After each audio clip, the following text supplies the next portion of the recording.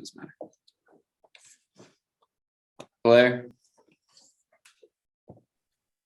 Hey, Drew, just what do you remember about the last Georgia game and what needs to be different this time? Yeah, I thought we struggled in transition. I think getting back on defense last game, they were able to get out, especially there in the second half, and go on a pretty big run. And we just didn't do a very good job of getting that run stopped. I thought the first half we actually played great defense. We got them in their half court. I think after that first 10 minutes or so, we held them to, just a few points there in the last half of the first half. But we let them get out in transition there in the second, and that's kind of what killed us. Mitch? Obviously, you all didn't have Jeremiah on the floor for that last Georgia game. How big of an impact can he have, especially against a team that doesn't have a lot of height and shot blocking around the rim? I think he can have a huge impact tomorrow. We saw what Kobe did down there in the paint in the first game. And we know what kind of presence Jeremiah brings. So I think just even having him down there, they're gonna have to pay a lot of attention to make sure that they try to get him stopped. Ben Arnett? Drew, I think a lot of people are kind of having their 1 year later thoughts and emotions and feelings about the pandemic. You guys have the unique experience of I think 1 year to the day, or just about, being in the exact same place when everything shut down last year. Is it strange? What are the kind of the thoughts and emotions as you guys are right back there 1 year later and everything that's happened since? Yeah, I don't think it's too strange. I think we've been looking forward to it, just looking forward to this time of the year. Understanding it was kind of taken away from us last year. So just excited to be here and excited for the opportunity we have in front of us. Eric? Drew, no matter what scenario we kind of see you, it's always cool, calm, collected. Even after the Florida game, you were pretty, just all about team. Where do you think that just mellowness, for lack of a better word, comes from? Are your family members like that, or where do you think that comes from?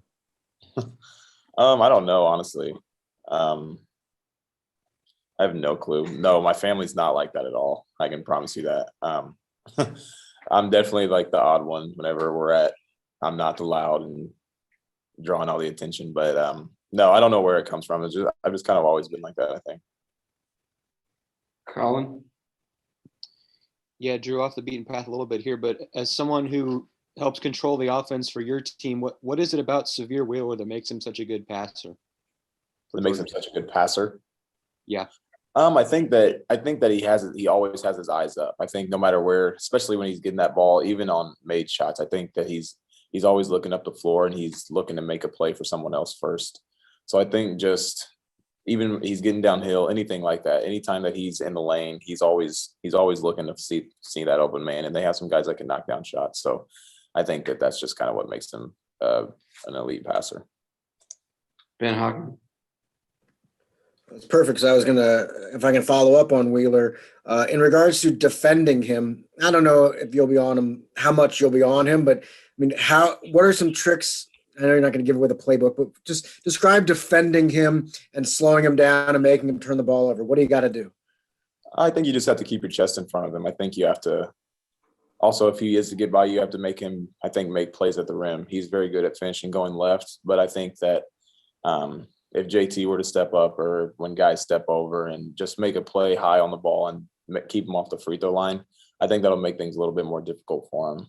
And also understanding that a lot of times he's probably driving to make a play for someone else before he is driving to make a play for himself. So just not helping too much off of your guys, and but more than anything, just trying to stay in front of the ball. Mason? Hey, Drew. So this is your fourth year playing college ball, but this is your first experience playing in the SEC tournament. How does that sort of experience and sort of that stuff aid into your first ever time being in the SEC tournament? I think it all prepares you. I think this is kind of what you're always working towards and just kind of playing for, is just to have these opportunities in tournament-like situations. So, I think that all the times that you've been playing basketball have prepared you for these moments. Mitch, do you have another one? I do, yeah. Drew, Konza said at one point last week that you might have to have surgery on your hand or wrist or whatever after this season. So I was just wondering kind of when that injury happened, and if it's something that you're still playing through any pain, or is it just something that'll be like cleaning up a lasting injury? I mean, yeah, it's just something that we've kind of been dealing with, and we'll just have to look into it a little more after the season, see what we're gonna have to do.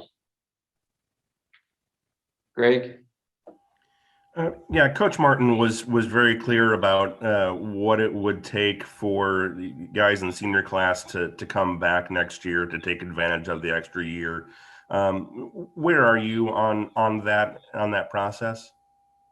I mean, I'm not honestly. I haven't really thought about it at all. I'm just looking forward to going through this with this team that we have here right now. Just this SEC tournament and the NCAA tournament. I think we're all just really focused on that. And then after the season, I think we'll all kind of turn back around and look at that and try to make those decisions then. Ben, last one. Drew, before this season, only 3 Tigers had been first team all SEC since Mizzou went into the SEC. Congrats, now you're the 4th. Can you describe what, I know you're a team guy, but if you can just for a moment describe what that honor means to you personally? Yeah, I mean, I think it means a lot to me.